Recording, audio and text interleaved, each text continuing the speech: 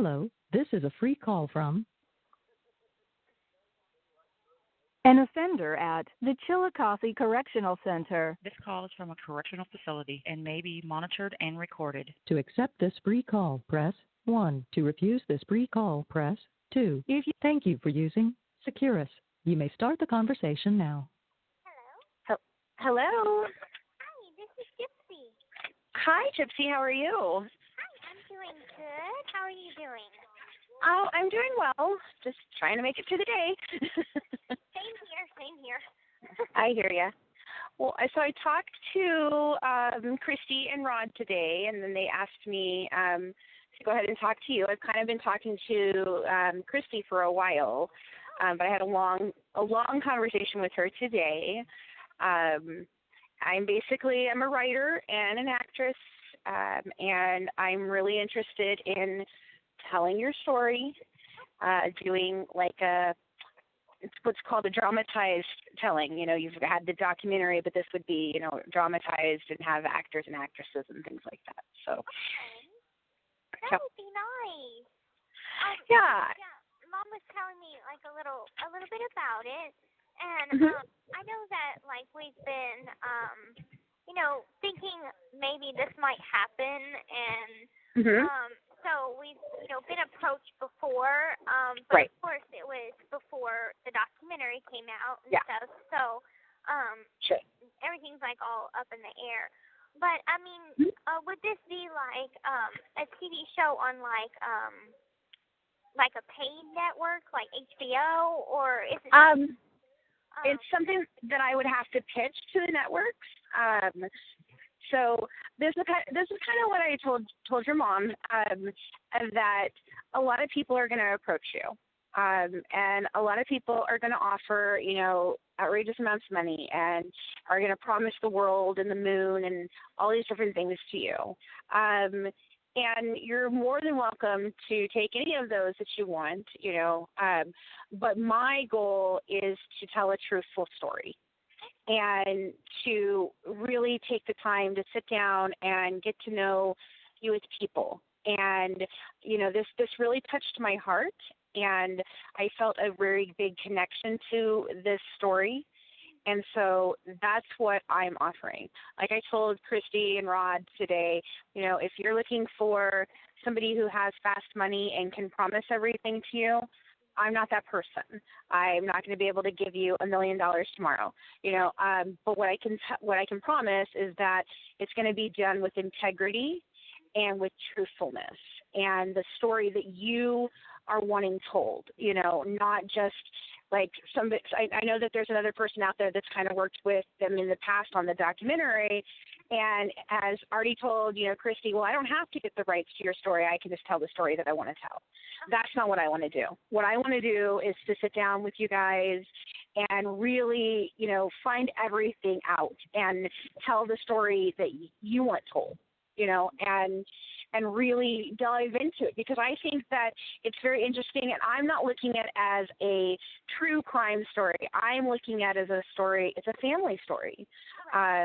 It's a story, and the story is not about the event that took place, a couple years ago. The story is about what happened to you and your family, and how that became the ending to this terrible tragedy. And that's what I am trying to do.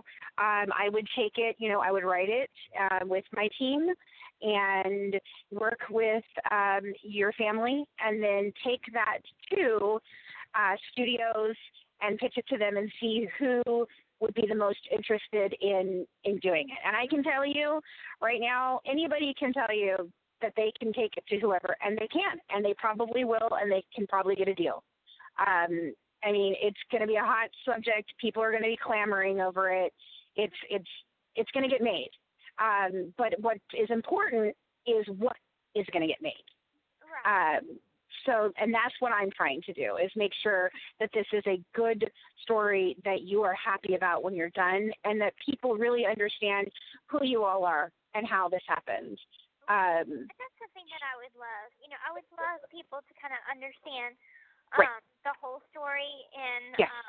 so there's much more to it than just me and Sure. my mom, there's like, Dad and, Chris. Right. So there's just so much more. Right. And I know Miss Michelle Dean, she did a wonderful article for BuzzFeed.com. Right. She wants to do a series on Hulu, and Right. It would be called The Act, and of course my story would be the first season. But I Right. was like, I know that there's just so much in there, so it was difficult to just do one season, like maybe 13 episodes, and get everything all in there. So I was like, I was hesitant about it. Yeah. And of course, I still don't know if it's even going to get made, because right now she's writing the pilot. Right. It has to be presented to them to even, they have to Right. give them the go-ahead. So Sure. that's where that is with that. And nothing's been signed or anything, so it's more of her, just working on it. There's no contract or anything, so it's not legally bound. Right. Right. And that's, and you're going to get that. And just like another gentleman approached your dad, and, he was like, I want to do a movie, and I want to attach really big name talent. And you know what? That's fine. It can be done, but anybody can do that. I can walk into any agency tomorrow and tell them that this is the story that I want to tell and get anybody attached. It can happen, and it's all about a dollar number, and is it a great role for somebody? And of course it's a great role for somebody. It's a huge, role for especially your role, or the role of your mom, of Dee Dee, or any of you. That it's a huge role, and anybody's going to want to do that. But anyone can do that. I've done it for other projects. It's not, it's not something, when somebody says that, what they're trying to do is impress you. And I didn't come at it that way. I didn't want to come at it and be like, well, I can get so-and-so attached, and I could do, because who cares? I mean, seriously, that's not what this is about. What this is about is making sure that there's, like I said, integrity in the story. And I want to take care of you guys, and I want to make sure that what you want is out there and that the truth is told, and you're right. This story is so much. And the more and more I learn about this, the more and more interesting it becomes, because there's so many things that go into this story. And that was why I told your mom that, 2 hours in a movie, again, it's going to be just like the documentary, where it doesn't really answer anyone's questions about anything. And I don't really feel that it would do you any justice, and I don't think that it would be the way to go, and I don't want to go to and tell you, okay, I'm going to take this specifically to HBO, or I'm going to take this specifically to Lifetime, because I don't want to lock it in. I want to do this. I want to write it and work with you guys and make the best thing we can make, and then turn around working with producers and contacts that I have in the industry to take it and get the best place for it. That's what I want to do. That would be wonderful. And none of us really have been through any of this, so we don't know how to go about it or anything. Sure. I'm like, I'm just in prison, and I'm the one that's like, okay, that's awesome. Right. Right. Like, I don't know how this works, but I know that Mom seems very comfortable with you, and so I think that we are very much considering it. Right. And I wanted to tell you, two things. One is, I don't know your story, and I can't sympathize completely. But I did grow up in a house that had, my mother had juvenile diabetes. She was on tons and tons of medication, and it was just me and my mother. And my mom, and I had a very volatile relationship growing up. And so I understand that the loyalty to a person who maybe doesn't make the best decisions for you and, has done damage to you, but this conflict of loving that person still because they are your mom, and and what you had to go through. Did I take it to the level of what happened with you? No, but I can understand, and it was a very hard thing for me. And then I got to a point where I was very close to my mother as an adult, and we moved past things that happened to me as a child. And then I lost my mom tragically, very, very quickly. And so it was a very hard thing for me. And I went into this horrible depression. And so the very first story that I cited when I decided to come back to the industry was me telling that story of me losing my mom and what I was dealing with, and all of that. And so that was a very personal story for me, and that's kind of what I'm looking for here. I'm not the type of person that wants to go off and make millions of dollars writing Games of Thrones. Making millions of dollars is wonderful, but I'm very interested in the stories that I'm telling and making sure that they're important stories to tell. And I feel like this is an extremely important story because it's not just about you and it's not just about your family, but it can help other people, That's what I love to happen because, it's just Mom can tell you about the story. There's another family that's kind of going through the same thing. Right. Springfield, and I had told Mom about this family a couple of months ago when I read about this story in the paper. And I called her and I was like, Mom, there's this story about this mom that was, giving her kids some medicine that they didn't need and everything. It sounds a lot like, what happened to me. And so, I had months later, she and I talked about it, and I was like, she was telling me about that the dad got in contact with my dad and Christy, and I'm like, that's the story. That's the lady that I was telling you about. So I guess the dad watched the documentary. So I was just so happy that it kind of reached out to everybody, and so it's doing what I wanted it to do, which is to bring awareness. Awareness. Exactly. Exactly, because I think, and one of the things that I did when I heard about the story and then I watched the documentary and I got involved in that case discussion, and I'm sure your mom's told you about it and things, and people say the most horrible, awful things in there, and I feel like a lot of that though is because of ignorance. And they just don't understand. Like, they just don't. They don't get what you went through. They don't have any understanding of what really Munchausen by proxy is. They don't know what you've been through. They don't understand any of those things. So they're making extremely generalized statements about something that they really just don't understand. And I feel like... I completely get it because, there's been, even in the environment that I live in now, there's people like that, and it's very difficult because I grow defensive, and I'm like, I want to explain myself, but at the same time, I have to pull myself back and be like, oh, they don't understand, and I cannot make them understand. No, you can't. And that was one of the things is like I defended, you and your mom and your dad because I felt like people were saying things that were just completely ridiculous. Like somebody saying, well, she should have just got up and walked away. That's what I would have done. You don't know what you would have done. You have no clue. When you're not in that situation and you're not faced with something like this, you have no idea what you would do. And I kept telling people, you're looking at this as a logical thing. Of course, yes. Could she get out of her wheelchair and walk and go away? Sure, she sure could. You're absolutely right. But this isn't a logical situation, guys.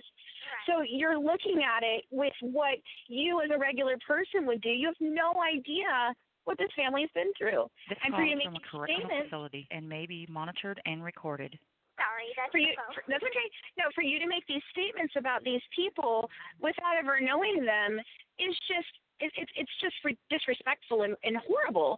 And so I really just want to make sure, the more that we do this and the better that we put out there, the more people will actually understand, and it's really dear to me to make sure that people do understand something like this because it's saving kids' lives, and you're not the first case and you won't be the last case of this. But if we can get an awareness, I think every single person that came into contact with you now looks back and is like, oh my God, if I had only. And if we can. And I showed signs, and I tried to reach out to people. Right. I guess right. I didn't verbally say help me or anything, but I Right, did run sure. away from home once, and Right. you know, the things that had happened while I had ran away, the people I met, you would think that they would think maybe something's wrong. You know, I'm in a wheelchair. Sure. They see me in a wheelchair at one point, and then the very couple next weeks after that, I'm not in a wheelchair, walking fine. So, you know, they Right. question, why is that? Sure. Sure. Things like And that was what I told Christy. I said, everybody just failed her. Doctors failed you. And that's very interesting to me is the doctors. Like, I don't understand how that even happens. And I'm very interested in seeing that and looking at what was written and what your mom said to them and how did they miss this? How?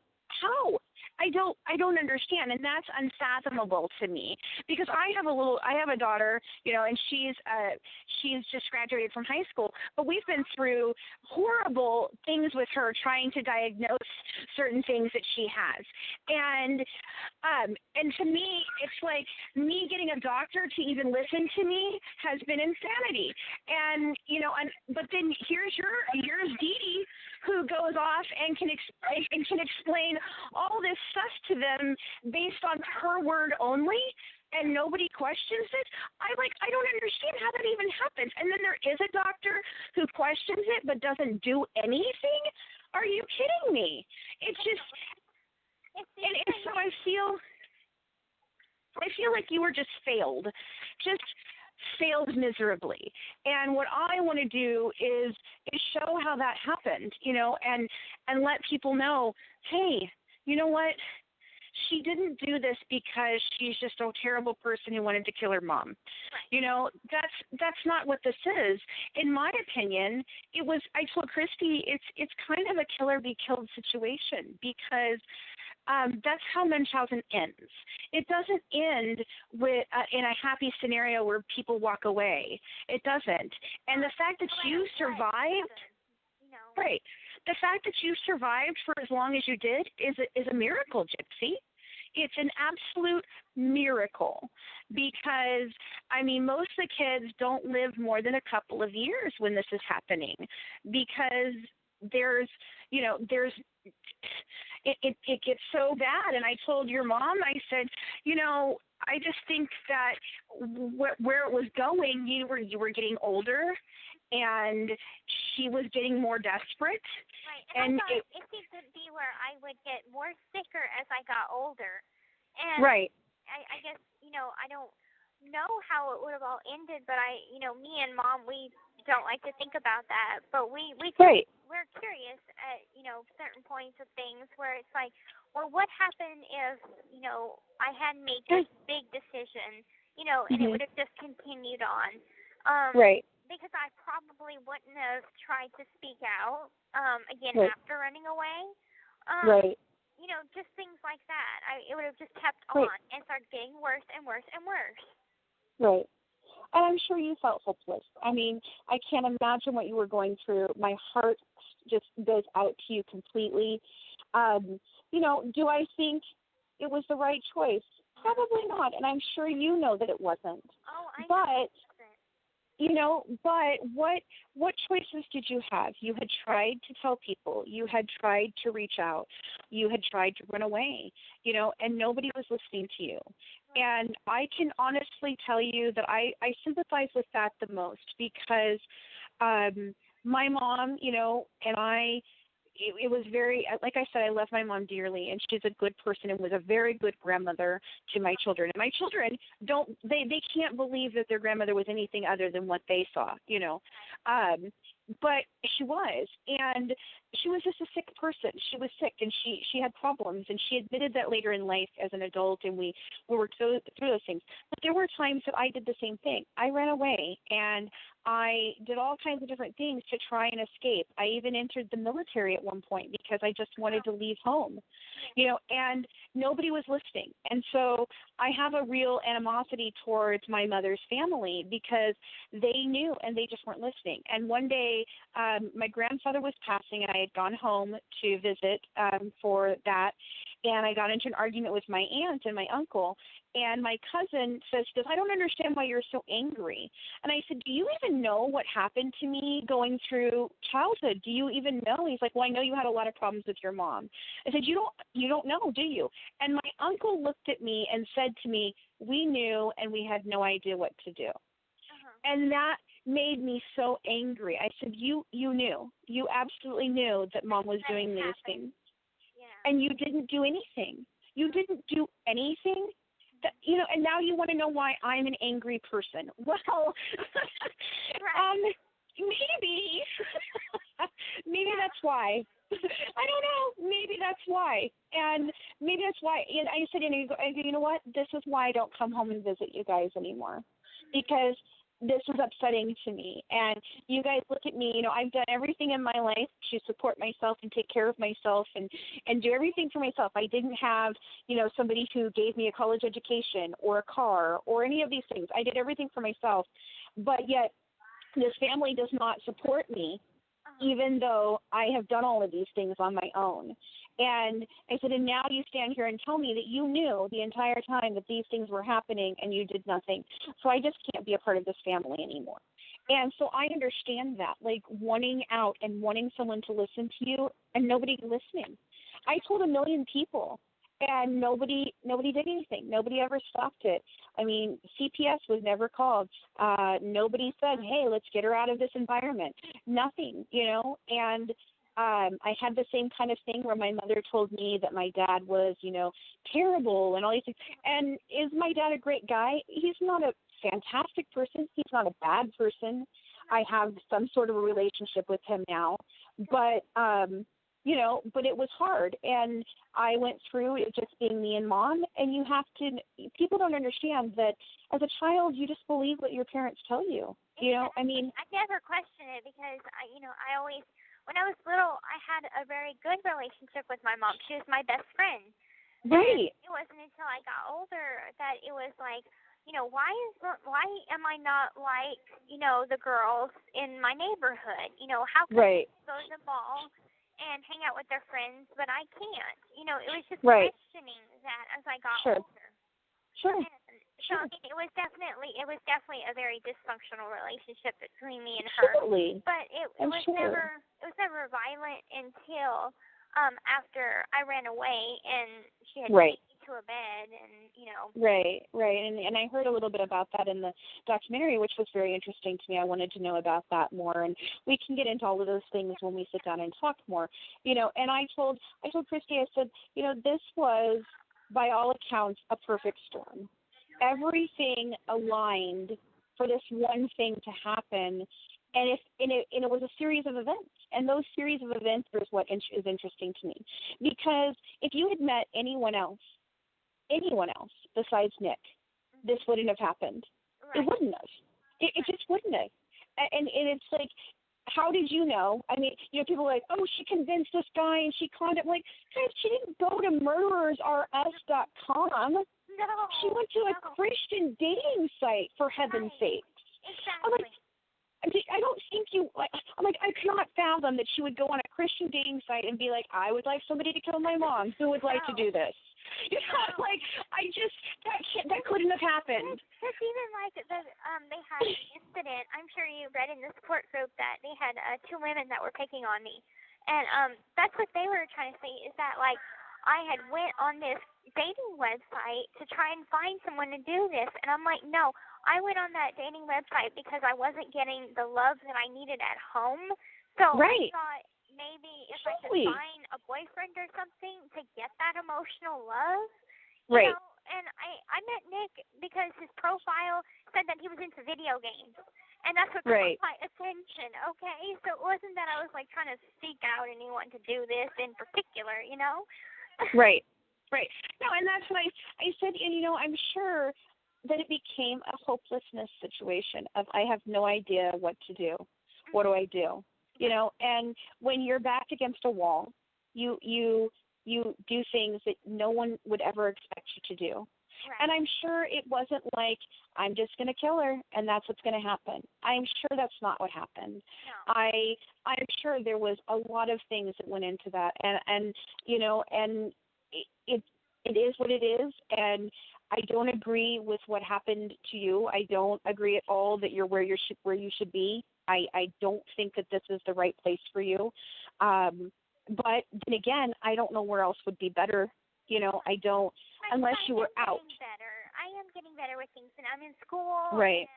And I'm so glad for that. I'm glad that you're taking that approach, because somebody else could have taken an approach of, well, my life is over, and I might as well just give in. And I'm so proud of you for being the person to keep going and to realize that there is still value in your life, right, and that you have a purpose, and you have and I'm a type of person that I try to find what was a good in a bad situation. And, so this was terrible, and I'm sure it was the most awful thing for you ever, all of it, But like you said, if you can do one thing to help one person, right, and that's kind of why I did my story. When I sat down, I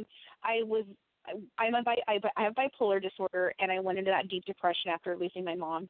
And when I came out of it, I wanted to tell the story of a person who is a normal person who had some really bad things happen, and how I overcame that, and so that I could help. So I help other people, because a lot of times the depiction of a bipolar person in movies and TV is that of, a crazy person who goes out and kills people at a movie theater, or the Vietnam veteran on the street that's completely insane and talks to people. But they don't show that there are just everyday normal people who deal with this every day. And a family that and it's not just about the one person, it's about the entire family. And that's what I feel your story is too. This is about everyone, and there is so much to be told in this, and so much that people can learn, and to understand. Absolutely, because that's what I would want to be shown, and I want something that can maybe be shown from the very beginning to even like now, or even the time that I went to, when I first went to prison. So it's like I want it to come full circle.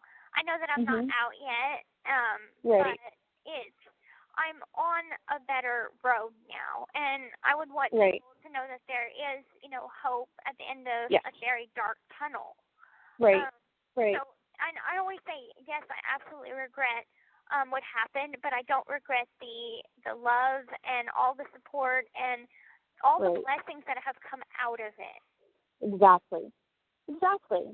And like I said, people judging you, people judge you, and they have no understanding of your situation. And I thought about this, like, when I was in high school, we were having a debate concerning abortion and whether people should have abortions or not abortions. And, and I'm very much, I don't believe it's right for me, but I don't believe I have a right to tell another person what they can do. And there was a kid who was like, it's wrong always, no matter what, blah, blah, blah. And he was very adamant. And I turned around and I looked at him and I said, so I have a scenario for you, and I'd like you to think about this. I said, so if you were married and you had 2 children and your wife was pregnant again, and then you found out that there was something wrong with the pregnancy and that it was choosing between this life and your wife, I said, so which one would you choose? Absolutely, I'd choose the baby. I said, I don't think you would, and you can't say that you would. I said, so you're telling me that a life that you've never met is more important to you than the mother of the 2 children that you already have? I don't think that that's how you would handle that situation. But you know what? You won't know until you're in that situation. Exactly. And so for you to say that it's black and white is completely insane, because nothing is black and white. It's never one way or the other. And there's always 1,000 reasons why something happens. And there's always 3 sides to every story. There's the truth, and then there's your side, and then there's my side. Right. And, and somewhere in between your side and my side is what really happened. And I want to make sure that that's what we tell, you know. So I want to talk to everybody, you know. I want to talk to you, and I want to talk to mom and dad, and I want to talk to the Petrie family and find out about Dee Dee when she was young and how all this started. And it's very interesting to me, you know, that this started when you were young and how it progressed and how did she continue on and why, you know, and what causes a person to do this. And I want to talk to, you know, people to explain what the doctors were thinking, and I want to look at all of that, you know. And so I really want to take a long look at all of this with all the information. And that's why I told your dad, I said, no. He asked me if it would take a long time, and I said the longest thing that this is going to take is the research into looking into how we want to tell this story, because I want to be very careful. And I want to make sure that it's a positive story in the end, and that we show the real truth behind all of it and lay it all on the table and go, this is everything that happened, and this is why, and this is how it happened. And so that people can walk away really fully understanding what took place. Right. Because if you do, like I said again, if you try to do that in a 2-hour movie, it's not going to happen. One's going to get a bunch of confusing information, and you're kind of wondering, you know, okay, so this happened, but why did it happen? And you know, there were so many questions. Like, the documentary was wonderful. I think Aaron did a great job. I think it was very well done. I think it was impactful. It got the word out. It did cause awareness. But the questions that came up out of that for me were even more than I had going in. Like, once I saw the documentary, I was like, well, now I've got 9,000 more questions. Like, you know, I'm like, that was wonderful, but now I have way more things to even think about, and why did this happen, you know? And it's just, I want to know all of that and make sure that I tell that, you know, and I don't know what you'll get with anyone else, but like I said, I can promise you that that is my goal. And that I want to partner with you guys and do this. I don't want to just come in and be like, okay, I'm going to buy the rights to your story and you get no say in the matter and I'm going to walk away.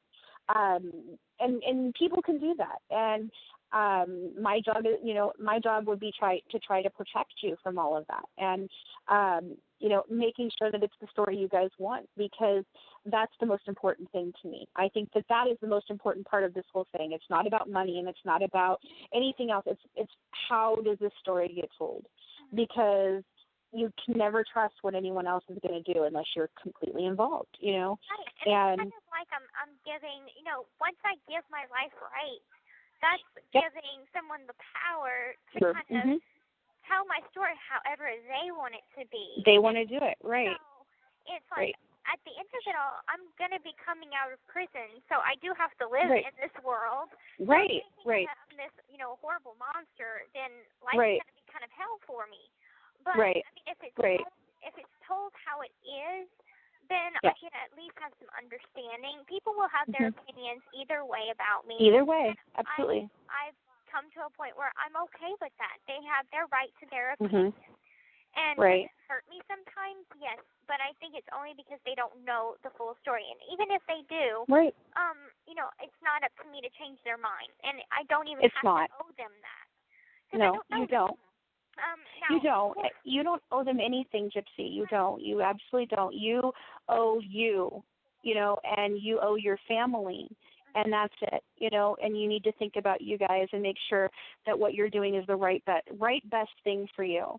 And, you know, when I contacted Christy, that was one of the things that I wanted to tell her, because I knew, in being in this industry, I knew that every snake in the world would come out of the woodwork and want this story. And so I wanted to, you know, am I doing it for charity work? Obviously not. I want to get paid too. But do I want $40 million to do this? No. I want whatever the studio will pay for it, and I will share those profits with the family, you know, and make sure that everybody's taken care of, and that, you know, you have things that you can do. And I don't know exactly what the legality, you know, what you can and cannot receive and how that works. I don't know. I want to make sure that we do that and go through that and set you guys up in the best way that you can. And I'm going to be an advocate for you guys in getting the best deal and the best story told. And I didn't want to just let you guys be in this feeding frenzy of let's just have anybody and anyone come up to you, you know. And the first guy that came out of the thing is like, well, I can have a contract to you next week and I can get Elle Fanning getting attached. But sure you can. Of course you can. I can too. But I don't. But that's exciting and everything, and it's like sure. That is exciting. But I is. I even told Mom and Dad, I'm like, I want to be smart about this. Right. And of course, I want to be given royalties to make sure that I have a set future. Of course. Right. Of course, right. I get a job, but right. that. No. It's I want my story to be told how it is, and I want to be given royalties. And for like the Michelle Dean project with Hulu, she said that she would give me half of whatever she would get paid. This isn't in writing. This is on someone's word. And in that kind of industry, someone's word, it's not that great. Right. You know? But in the same sentence, she also told Christy, well, I don't have to have the rights. I can just do whatever I want, and I don't need you to be involved. Right. And that, to me, is not. That's not honest. That's not honest. I mean, is she telling you the truth? She's absolutely telling you the truth. I could do the same thing. I could be like, you know what? I just want to get all the information I can get and walk away and be like, well, to heck with you guys. I've got the story I need, and this is what I'm going to tell. And you guys can't do a darn thing about it because it's public information. I could do that. Anyone can do that. But that's not what I'm after. I want to partner with you guys and work together to get this done. And make sure. And I told Christy that I want to make sure it's truthful. So, if that means that the best light is not painted on everyone, then that's what happens, because I just want it to be really truthful. Right. And just as the same as with the rest of everybody that will come out of the woodwork, the same goes for the Petrie side of my family. I will be honest and tell you that only Bobby Petrie has been there by my side. Sure. For, my aunts, my uncles. I haven't even heard from my uncles in over 17 years. They haven't even contacted me yet so far. Now, of course, I have talking to my Aunt Claudia, which is my cousin Tiffany's mom. And, I won't say that she's not supportive. We're on talking terms. As for my Aunt Darla, she said that I should burn in hell. So Well, they're an interesting family. I mean, just from the documentary, they are just a really strange, interesting family. They are. I mean, it was so funny. I paused it, and my daughter is my writing partner, and so I paused it and I called her out there, because at first she was like, I don't know about the story, Mom. I don't really want to get involved in it. It scares me. And then I got her to watch the documentary, and she was very interested in it. But the first thing I showed her was I'm like, you got to see this house. You've got to see this house that these people are living in. And I paused it, and they're sitting in that blue kitchen, this blue, really crazy kitchen. I'm like, look at this house. This is crazy. I have a house that looks like this. That is hilariously funny, but yet so super sad. And they're sitting there, and I'm like, look at these people. They are the most interestingly strange people ever. I'm like, and this is where Dee Dee comes from. So of course she's interestingly weird as her own, because look what this family is like. I'm like, I want to know what these people are like. This is so weird. And she was like, I don't know if it is in the water or something, but we have a couple of wackos on the Petrie side. My mom is one of them, and I'm like, okay. I'm like, and then it's like the sad comment where he's like, well, they just said that they wanted us to flush her. And I'm like, oh, I know. Oh, my God. I was so mad. I was so mad. I was like, oh, my God, that's disrespectful. I'm like, okay, bad enough that she hasn't cremated, but she didn't want to be cremated. I had no choice in the matter. It was the county's decision. And when my dad told me, I started crying, because I'm like, I know that's not what she had wanted. But to hear, to have her own family say this, I'm like, oh, that's disrespectful. And then to make insult to injury, I guess one of the grandkids made a Facebook meme with the caption, and just flush it down the toilet or whatever. Oh my God. Yeah. Oh my God. And I was just like, okay, you know, God. I couldn't believe it. I was like, okay, it's one thing if you're sitting next to your significant other and your daughter calls you and is like, what do I do with the remains of Dee Dee, who we think is terrible? And you say to that person, just flush them down the toilet. Okay, that is one thing. It's still terrible, but that is one thing. But to go on international TV and make this statement for everyone in the world to hear, I was like, holy crap, who does that? Right. Who even says that? I know. And it was so funny because you won't know what this is, but you might, but like when you go for a job application, there's a lot of places that have you fill out this assessment, and they ask you all these ludicrous questions of like, well, if someone was stealing, would you report it? And I'm like, who answers that? No. And then I watched the documentary, and I was like, well, there's the answer. Those are the people that actually are like, nah, I wouldn't tell anybody. I just totally do nothing. I was like, there are actual people out here who would answer that way. Wow. Yes, absolutely. That is the Petrie side of the family for sure. I was like, wow, they are the people who answer those questions really truthfully. Like, I mean, would I or would I not? Yeah, I'm like, would I or would I not turn somebody in? Okay, maybe I wouldn't, but I'm not going to tell you that I wouldn't. Of course, that's not the right answer. I was like, geez, who even would answer that question that way? And he said that, and I was in shock. I was in shock. I sat there like, oh my God. So, and that's myself. And it's just like, and then they made the claims of like that your mom had poisoned her stepmom, and that she'd maybe poisoned her mother. And I'm like, and you knew this and you did nothing. Like, why, if that was something that you thought, did you ever think that maybe something was wrong with her? Like, right. How do you not make that choice? There's so many secrets, and I mean, I'm not gonna obviously say the family secrets of certain people, but they have certain things that they want to keep private, and I'm fine with that. If they want to come out with it, then that's their decision. But I mean, even for me, like, there's something that I did not say in the documentary, and I didn't say it because I didn't want it. It wasn't the right time. I didn't. And it was that my grandfather Claude molested me whenever I was 10.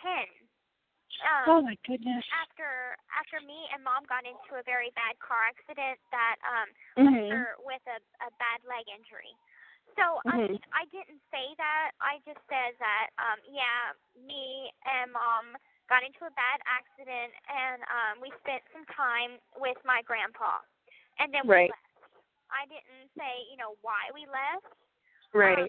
And then whenever I told my mom that was happening, she confessed to me that the same thing happened to her whenever he did the same thing to her whenever she was younger, and it was actually still happening while it was happening to me.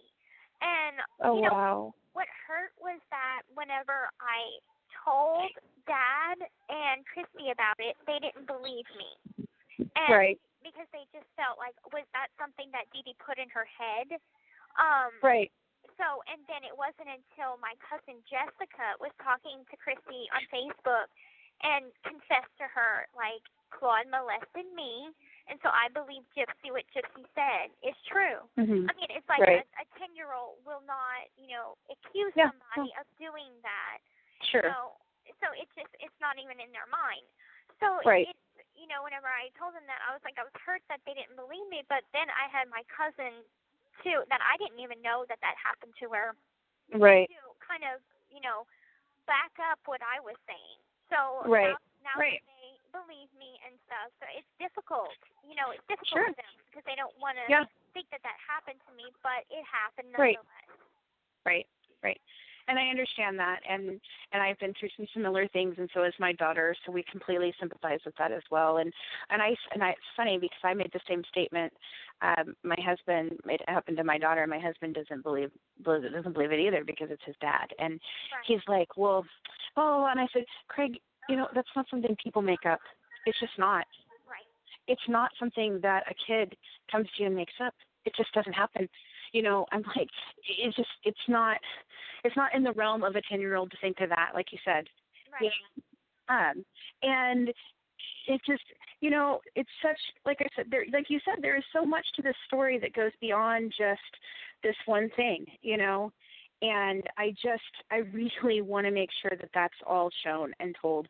And my thought process was a limited series, but hearing what you're saying, you're right. Maybe not just a limited series. Maybe it does go further than that, because I think it just we need to sit down and we need to look at all the information and process all of that, and then decide, all together how we want to pitch this and tell this to a person.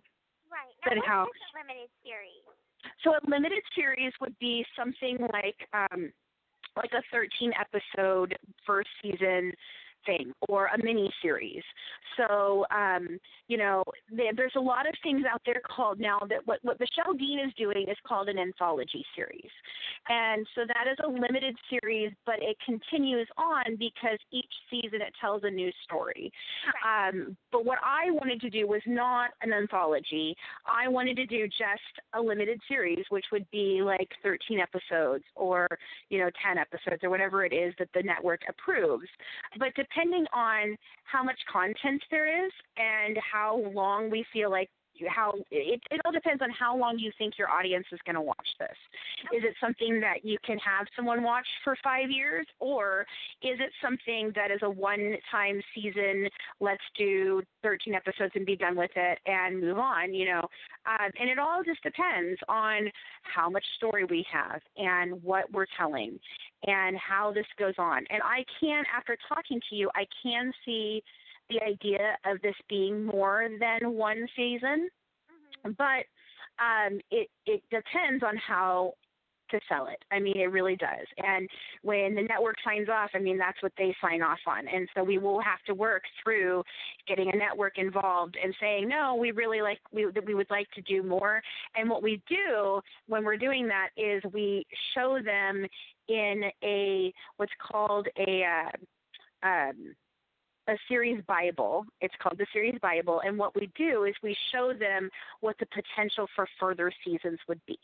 So we would talk to them and we would write the pilot and the rest of the limited series, write the first season, see where we end up, what we've gotten to and how we do. And then what we would do is pitch and say, okay, so this is our first season. This is what we want. We have planned for the first season. Here's what we would like to do for seasons 2, 3, and 4. And see. And then we go and wait and see what they say, and that's why I said when you asked me, would this be on HBO or would this be on Lifetime? I don't know. It depends on and it depends on how we present it. Once we sit down and we think about it, I will take it to the people that I work with. I work with a company called Buffalo 8, and then I have a couple other independent producers who, have deals with different networks, and we can sit down and strategize.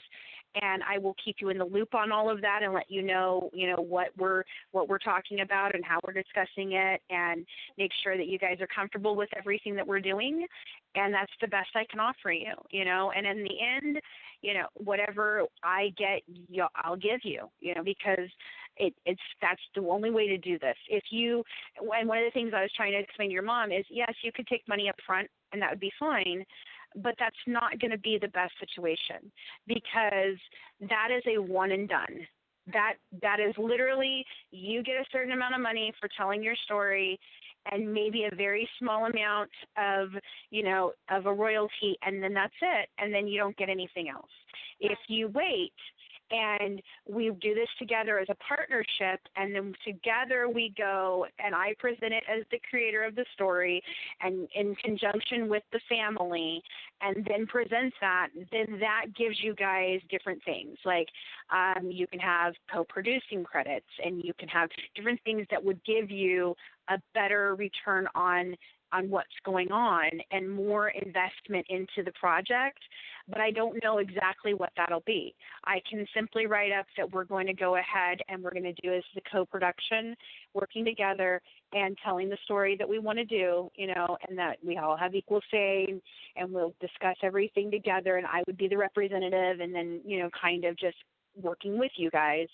And then I would come back and produce, show you every single option that we have and go, look, this is what's on the table. Lifetime offered this, and HBO offered that, and Netflix offered this, and lay it all out and make the decision that we think is the best for everybody.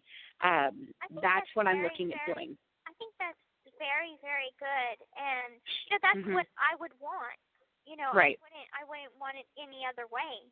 And right. so, because if you work with us, it's like we know all the pertinent information and the important stuff. So it's right. Like, of course, to work with us, we would need to tell you all the little bitty details that a lot of people don't know about.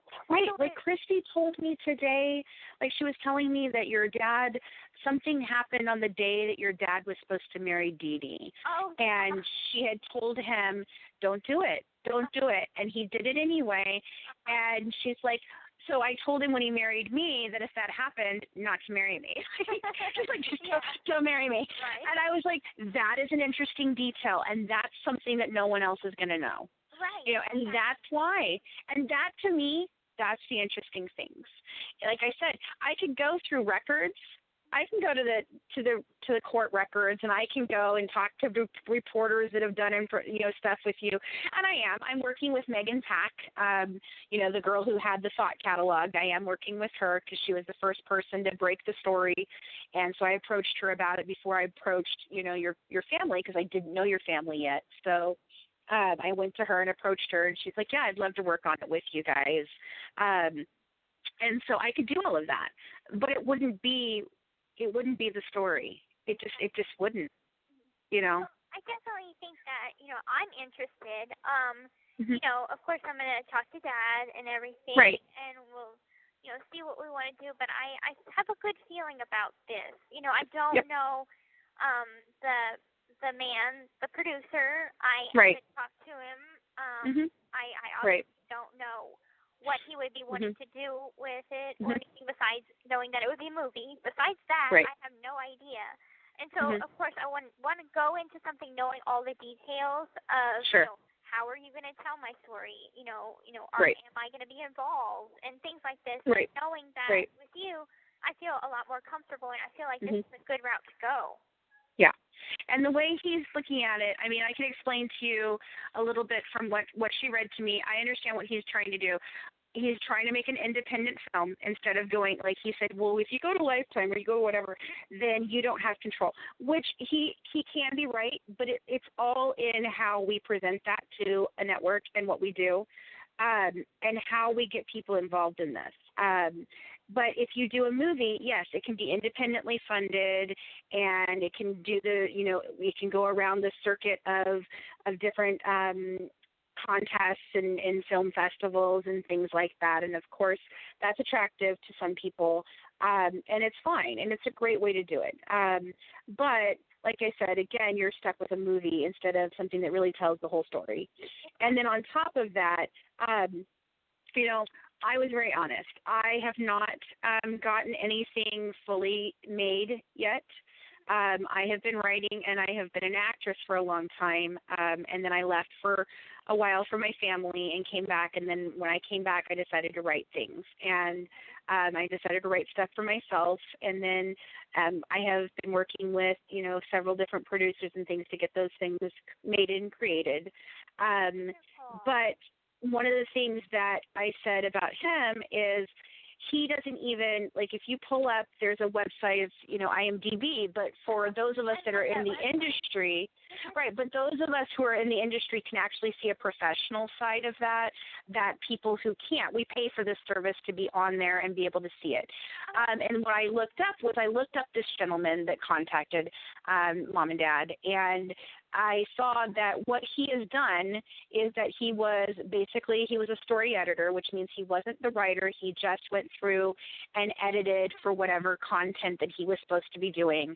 And then he worked in like production as what's considered a grip. And so basically that's either the sound department or him pushing, the dolly that has the camera on it, something like that. So those are the two things that he has done in the industry. So when and then whatever, and one was a short film and one was one episode of some show I've never heard of. So those are the things that he's done. And he was like, well, I just did this story, this movie about blah, blah, blah that's coming out. Well, that's not listed on his IMDb, and that's fine. And I'm not saying that I'm any further along than he is, but I feel like the way he portrayed himself and the way that I'm portraying myself are two totally different things. Right. And I feel like approach, really. Yeah. If I'm comfortable, then I will be more than happy to be involved. Right. Right. Whereas if I'm kind of kept out of the loop, I don't know what I'm doing. Right. Right. And so my goal in all of this is to really educate you guys and make sure. I want to protect you guys. You guys have been through enough. I think that you have been through enough. I think you got a raw deal in life.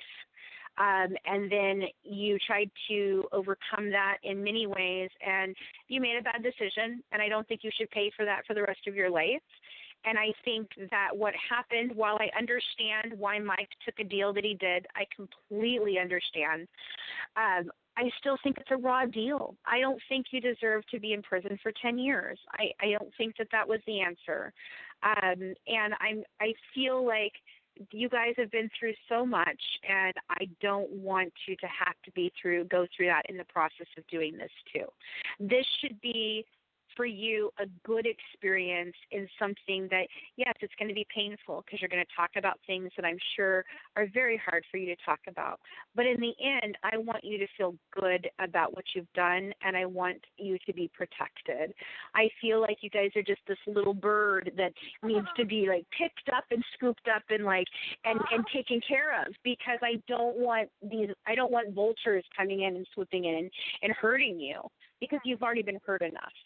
You've dealt with that enough. And so along the way, I will be very honest. And I even told your dad, I said, if you don't pick me, if you decide you want to go with someone else, you can always contact me and ask me any question or anything, that you have a question about. If you feel like you're not being told something truthfully or whatever, I'm here to support you guys more than just tell your story. I'm here to support you guys because I really feel connected to this story in many ways.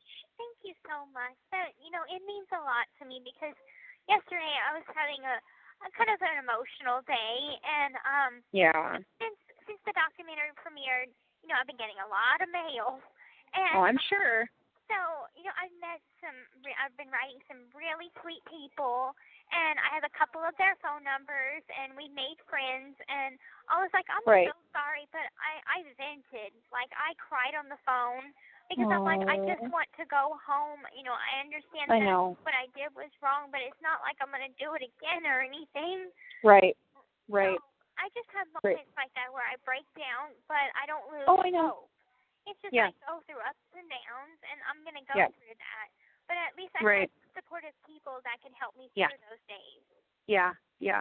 And that's very important, going through all of this. And I have been through, and if you get to know me, you'll understand that I've been through a lot in my lifetime too. I'm not a kid. I'm 42 years old. I'm coming back to an industry that I left to have my family, and I have been through a lot. My husband is bipolar himself, and we've been through a lot, and I had a sick mom, and my dad left when I was 6, and I've been through a ton of different things, and so has my daughter, who is only only 20 and has been through a lot as well, and so I just really feel that, we have that connection as opposed to just somebody who wants to make a film, and wants to make money off of making this film. I want to make money? Of course I want to make money. There's nobody out there that's like, no, don't pay me anything. I don't want anything. No, but I want, like I said from the very beginning, I want to tell stories that are important. And I want to tell things that I feel I'm passionate about. And this hit me like a ton of bricks. And I have told every single person about it. I'm like, you got to see this documentary. You're never going to believe this story. Like, you've got to watch this. This is crazy. I've never even seen anything like it. And I watch true crime constantly. That's all I watch. In fact, there was a period of time where I didn't watch anything else. That's all I would watch because it was something that I could zone out to, and not actually have to really concentrate to watch and follow a storyline from week to week. And so my kids are like, oh, Mom's watching people killing people again, and I was, and then this story came out, and I was just like, oh my God, this is it. This is the story I want to tell. Oh my God, this is the story. I have to tell this story. And so I did everything I could to talk to, Christy. And I was like, I'm going to get in this group and I'm going to talk. And then I saw the group and I was like, this group is terrible. What is wrong with these people? And so then, I got more and more and more involved in it. I was like, no, this is not happening. I'm not letting these people get hurt. So thank goodness my mom made the new Facebook group. That supportive people, because a lot of people, I know. Mom was getting upset. I think it was, it was someone that said something, and that was the final straw. And someone was like, just make your own support group where you are admin of it and you control what people say. Right. Well, somebody said something about how you would be like, that they think you should be in prison for life because you're just going to get out and do this over again. I'm like, who would she do this to? I don't understand. Is there another person that's going to tell her she has leukemia? I don't. Or all of the things that she has, or put a feeding tube in her body. Is there somebody out there that's going to do that to her? Not to mention, I came from a mindset that the lines of right and wrong were not very clear. And so now I know better, and if I was in that situation again, I would go to the police. I would tell someone. Right. I get up. I'm like, are you guys kidding me? I know better now. Right. Someone was like, I think that she knew the whole time and she was doing it I'm like, so let me get this straight. So you say that she wanted a feeding tube in her body and her head shaved and her salivary glands taken out for a trip to Disneyland? Are you kidding me? I was like, I can't even, that is just the most stupid statement I've ever heard in my life. I'm like, I love Disneyland like anybody else loves Disneyland, okay? I am a huge Disney fanatic. But, no. No. My body intact. I was like, I'd give up teeth too to go to Disneyland. No, that's not happening. No. I was like, oh my God. Well, I mean, in county jail, they were, a lot of people were talking in county jail, and of course, they were playing the telephone game. And I think the craziest story that I'm like, a great writer cannot even come up with this stuff that they came up with. They said that me and Nick had chopped up Mom, put pieces of her body in plastic bags, sent it to Australia and Alaska. Oh, but I accidentally dropped my phone in one of the plastic bags, and that's what ended up getting us caught. And then we also robbed the bank. All the way there, I was dressed up as an old lady.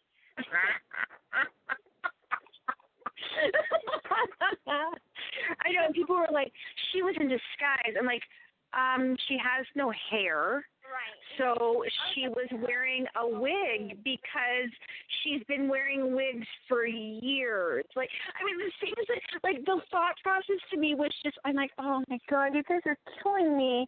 I've got to do something with this because someone has to tell the truth here. This is ridiculous.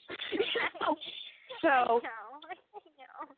But I just want you guys to be careful, I mean, just even if, like I said, if you choose that I'm not the way to go because I'm not an established, producer, any of those things, I totally understand, and I get that. But I just please, if you choose someone else, be very careful, please. I just want you to be protected. That is my main goal, and I want the truth told. Those are the two things. And that's what I told your dad. I promised him. I said, I can't promise you money. I can't promise you HBO. I can't promise Lifetime. I can't say that this will even get picked up. However, I know it will get picked up because everybody's going to want this story. That's not, but here's the thing. I can only promise you that I'm going to tell the story with integrity and honesty, and I'm going to be an advocate for you guys. That's all I can promise. That would be wonderful. That would be wonderful. And I'm going to call Mom after and tell her how wonderful our conversation went, and I'm probably going to call my dad. He never freaking picks up his phone. He's always, he's like one of these people, you can ask Mom about it. Mom said that if she was dying on the side of the road and she was calling Dad to tell him, I love you for the last time, he would not pick up the phone. That's so funny. And I talked to him today, and he's so low-key. It's hilarious. I'm like, your mom is so high energy, and she's vivacious, and he's just like, oh, that sounds, he's like, that sounds really nice. Yeah. I'm like, I got off the phone, and I was like, Christy, I have no idea what he thought of what I said. I'm like, I'm hoping that he liked what I said, but I really don't know because I think I got 3 words from him. So he's that way in general. Yeah, he seems like a really good person though, and they both do. That is, and I'm so glad that you have them because I can't imagine what this would be like without them, and I just they're my blessings for sure. Yeah. I probably call Mom about okay, I'll put him in. My roommate, my friend just got on me because I'm not wearing my teeth. Oh. She's like, yeah.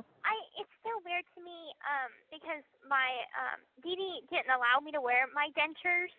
Right. So I'm still trying to get used to wearing them. Not being able to wear them to, right. having them to be able to wear. So it's just kind of time to get used to them. So my friend is like, are you wearing your teeth? And I'm like, I'll go put them in. That's funny. All right, we'll talk to Mom and Dad. I'm here anytime, okay? And you can call me. I go by Fancy, so so anytime you want to call me, just give me a call. I'm usually up and around all the time, so I work, and I work from home and stuff, so I can talk to you anytime you want. And if it's just like you said, if you just need a day where you call and you talk to somebody and you cry and you vent, I'm glad to be here for you. So thank you. That means so much, and I hope you're you have welcome, a wonderful sweetie. day. Thank you, honey. You have a great night. Okay. Bye bye. Bye bye. The caller has hung up.